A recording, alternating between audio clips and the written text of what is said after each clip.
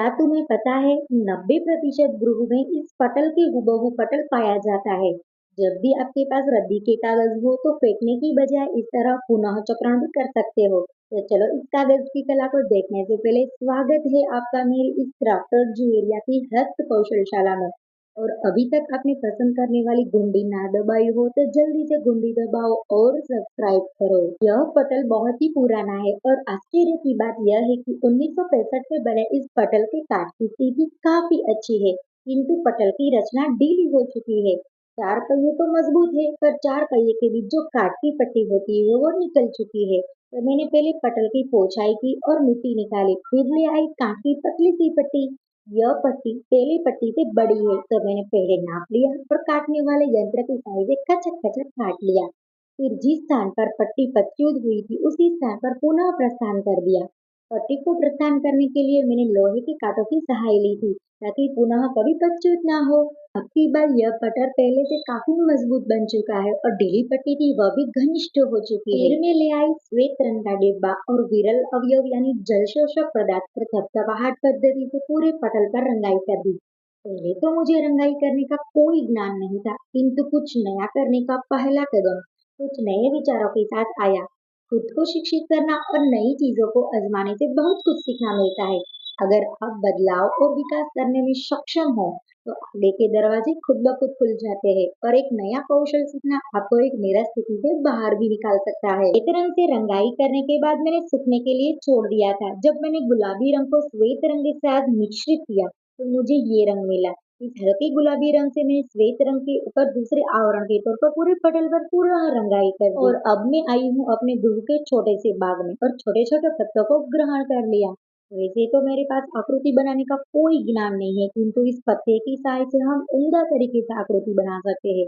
पहले इस पत्ते के ऊपर रंग लगाना और पत्ते को पटल पर चिपकाना और फिर पत्ते को प्रस्तुत कर देना। जब मैंने लाल रंग के साथ नीला रंग मिश्रित किया तो मुझे जामुनी रंग मिला। इसे मैंने पुष्प की आकृति बनाई और पीले रंग को वही रंग से मिश्रित करके बीच में रंगाई की और वही रंग के साथ हरा रंग मिश्रित करके टहनियां और पत्ते की आकृति बनाई। दो छोटे पुष्पों की आकृति बनाने के बाद अब ये पटल बहुत ही सुंदर बन चुका है। अगर आपको पसंद आए तो जल्दी से पसंद करने वाली घंटी दबाओ और समीक्षा करके बहुत सारे पुष्प बरसाओ। अभी मैं आती हूँ अपने कक्ष में और ढूंढती हूँ बहुत सारे बेकार और रद्दी के कागज। ये ऐसे कागज है कि ये कभी नहीं उपयोगा, सिर्फ रद्दी में ही जाएगा। दूसरा नमूना जो शाला में कापड़ के नमूने के लिए बनाया था पर एक बार बन जाने के बाद इसका कोई भाव नहीं है। पौधों को काटकर लकड़ियां इकट्ठी की जाती है और उन्हीं लकड़ियों के रेशों से कागज बनाने की प्रक्रिया होती है। पर क्या आपको पता है उसी कागज का हम पुनः चक्रण भी कर सकते हैं। तो मैंने सभी कागज के छोटे छोटे टुकड़े कर दिए। अब आप बताओ अगर आपके पास इस तरह के कागज होते तो आप क्या करते? रद्दी वालों को भी आते या फेंक देते? जल्दी से समीक्षा करो और आपकी समीक्षा का मैं इंतजार करूंगी। तो उन कागज के छोटे छोटे टुकड़ों को एक बर्तन में प्रस्थान कर दिया और उसके ऊपर डाला उबला हुआ जल। अब आप लोग बोलोगे क्या इस कागज से कोई खाने की विधि बता रहे हो? तो बिल्कुल नहीं। गरम जल डालने का फायदा यह है कि कागज जल्दी से भीग जाता है। फिर 2 घंटों के लिए इसे अकेला छोड़ दिया भीगने के लिए। 2 घंटे के बाद इसे मैं ले आई अपने रसोई कक्ष में और जो कागज भीग गया था इसे मैंने लुगदी बनाकर सारे जल को छान दिया। जल का लुगदी में रहना हमारे पुनः चक्रण की प्रक्रिया में अवरोध रूप हो सकता है, इसीलिए जल का छानना अति जरूरी है। फिर मैं ले आती हूँ पीसने वाले यंत्र। इस यंत्र के बर्तन में थोड़े थोड़े करके लुगदियों को डाला और धीरे धीरे करके सारी लुगदियों का चूरा बना दिया। और इस प्रक्रिया के दरमियान और भी जल तरबतर हुआ तो मैंने फिर से लुगदी बना बनाकर जल का नामो निशान मिटा दिया और निकले हुए जल को फेंकने की बजाय जल बचाओ अभियान शुरू करके मेरे बाकी पौधों को पिला दिया। और इसके बाद इस लुगदियों को मलमल के खोल देती हूँ और इसके ऊपर डालती हूँ गोंद। गोंद इस पूरी प्रक्रिया में उचित रूप में भूमिका देगा। गोंद डालने के बाद में कागज के इस छीने को गोंद के साथ मिश्रित करती हूँ, जैसा कि हम रोटियों के लिए लुई तैयार करते हैं। और तब तक मिश्रित करती हूँ जब तक कागज और गोंद पूरी तरह मिश्र न हो जाए। इसी प्रक्रिया के दौरान हमें एक बात का ध्यान रखना भी जरूरी है, इस लुगदी में जल का थोड़ा सा कतरा भी ना हो। मिश्रित करने के बाद मैं ले आती हूँ एक खाली डिब्बा और आवरण और इस आवरण को डिब्बे के अंदर प्रस्थान करती हूँ और डिब्बे को नाप से काट लेती हूँ। फिर गोंद से मिश्रित किए हुए उन लुगदियों को धीरे धीरे करके डिब्बियों के खाली हिस्सों से भर देती हूँ। क्या आपको पता है हम अपने इर्द-गिर्द कागज़ों से पूरी तरह घिरे हुए हैं। शाला से लेकर अस्पताल और अस्पताल से लेकर बिजली विभाग के समेत हर जगह भारी मात्रा में कागज़ का इस्तेमाल किया जाता है। किंतु कागज़ का एक बार उपयोग करने के बाद उनका पुनः उपयोग बहुत ज़रूरी है। कागज़ के पुनः चक्रण से कागज़ बनाने के लिए काटे जाने वाले पौधों को संरक्षण मिलेगा। आप इस बात से सहमत हो तो जल्दी से समीक्षा करके बताओ। लुगदियों से डिब्बे भरने के बाद दोनों बाजुओं पर लगाने के लिए मैं ले आती हूँ 2 मजबूत रस्सी। उन रस्सियों को लकड़ियों के बीच दोनों बाजू में फंस देती हूँ और बची हुई लकड़ियों से एक टोपली का रूप दे देती हूँ। ये प्रक्रिया खत्म होते ही मैं इस टोपलियों को छोड़ देती हूँ सूखने के लिए। वैसे धूप के मौसम में सुखाना काफी आसान है, किंतु बारिश के मौसम में बिल्कुल नहीं। सूखने के बाद मैं इस टोपली को दोनों रस्सियों के रंग देती हूँ पीले रंग से। वैसे इस टोपली को ना ही रंगाई की जरूरत है और ना ही आकृति की। अगर मैं इस कागज को फेंक देती तो शायद मुझे बहुत ही अफसोस होता, क्योंकि इस बेकार कागज से इतनी सुंदर टोपली की रचना हो कि ये तो मैंने सोचा ही नहीं था। तो आप भी कागज को अनावश्यक इस्तेमाल रोके और पर्यावरण को सुरक्षित रखें।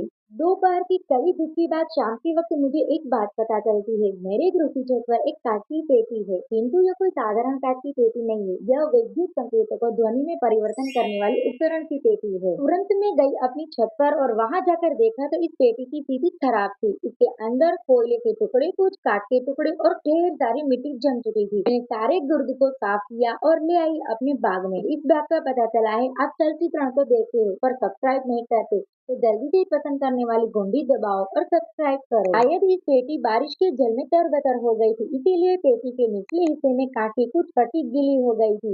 मैंने इन सारे पट्टी को एक एक करके निकाल दिया। जब मैं इस पट्टी को निकाल रही थी तभी भूगर्भ में रही मिट्टी बाहर आ रही थी, तो मैंने सारी मिट्टी को बाहर निकाल दी और गृह के जल पर खराब ना हो तो इसे यहाँ से भी मिट्टी उठा ले।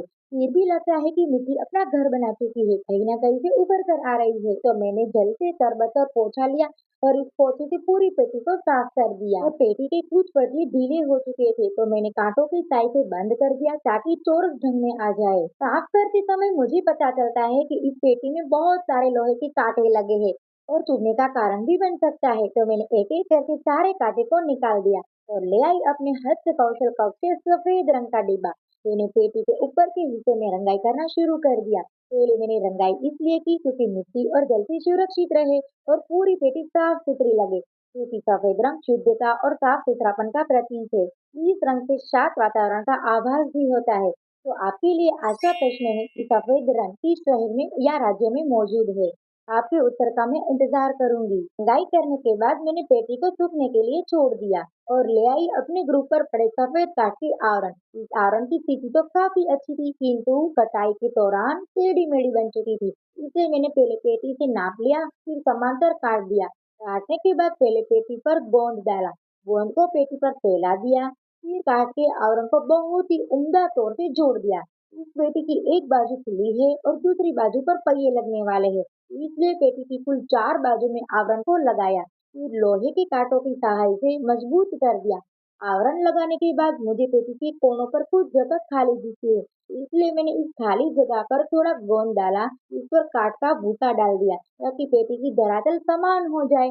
धरातल को समान करके एक चुटकी बजाकर रंगाई भी कर दी। पेटी के बाजू पर हमने कांच का आवरण लगाया है, पर हम इस धरातल पर आवरण नहीं लगा सकते, इसलिए धरातल को समान करने के लिए मिलाई मुलायम कांच की पट्टी। इस पट्टी की विशेषता यह है कि यह पट्टी कांच से तो बनी है, पर कागज की तरह मुलायम है और आवरण की तरह मजबूत भी है। तो मैंने धरातल से पट्टी को नापकर चारों धरातल पर गोंद की सहायता से चिपकाया, फिर कांटों की सहायता से मजबूत भी कर दिया। तो इस पट्टी का रंग मुझे नहीं चाहिए था, इसलिए मैंने इस पेटी के ऊपर हरा रंग और सफेद रंग का मिश्रण से रंगाई कर दी और सूखने के लिए छोड़ दिया। इस पेटी के नीचे लगाने के लिए लाई में 4 पहिए। इस पहिए का रंग भी मुझे नहीं अच्छा लगा, इसलिए मैंने चारों पहिए को हरे रंग से रंग दिया। मुझे आकृति बनाना और चित्र बनाना बिल्कुल नहीं आता है। मैंने कागज पर पहले चित्र बनाया और इसे सफाई के साथ काट लिया। अब इस कागज को कहीं पर भी रखो, इसके ऊपर रंगाई करो और कागज को उठा लो तो बेहतरीन आकृति बनकर निकलती है। तो मैंने पेटी के ऊपर की ओर 3 आकृति और दोनों बाजुओं पर 2 आकृति बना दी।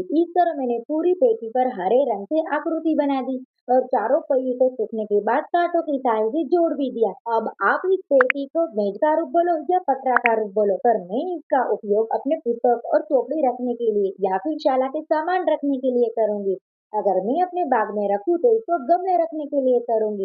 तो आप देख सकते हो यह पेटी पहले कैसी थी और बाद में कैसी बनी। तो मिलती हूँ जल्दी एक नए चलचित्र के साथ। तब तक के लिए अपना ख्याल रखें और जल्दी से सब्सक्राइब करें।